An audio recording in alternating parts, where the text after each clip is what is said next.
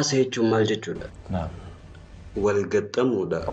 Gochi kan kee ati qaamaan gootu waan qalbii tanteetii yaaddu waliin.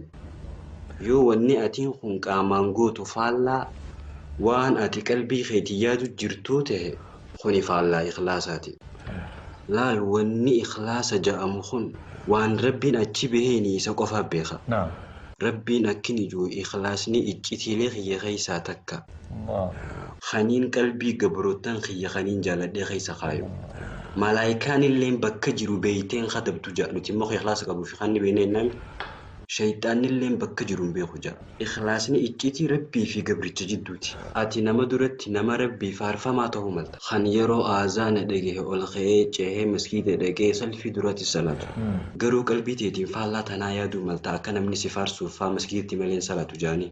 Yookaan akka namni si jaalatee si amanu barbaaddee ta'uu mala. Kunolaal yeroo kana qalbiin teetii fi gochi kan kee wal dhabee jira jechuudha. Kuno haala akkanaatiin munaafiqummaa jedhama. Eeku munaafiqummaa. Kanaaf Rabbiin subhaana wa ta'aalaa fakkeenya nuuf godha ummata waan babbareedduu dalagu addunyaa irratti warra haanarraa himanii haanaan ja'aniidhaaf waa dalagu. Guyyaa qiyaamaa Rabbiin haanaan ja'aniif daleedee ja'amee ja'an. Awoo barinni akkana, awoo barinni akkana, awoo barinni akkana ja'anii ni mire. Gochaa fi qalbiin isaa wal gaxxannee faarfamuuf godhee faarfame jechuudha.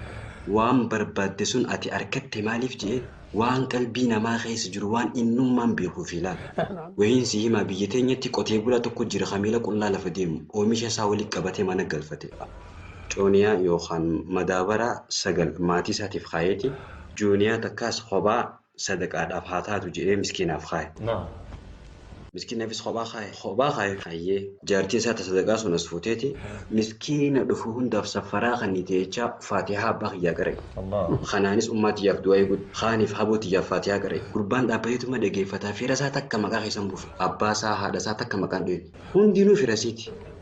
Gaddeeti furadhaatii deemaa jeen rabbiinuu leemmanii ka'eenyu akka ta'e ni beeka. Ikhlaasa jechuun akkana.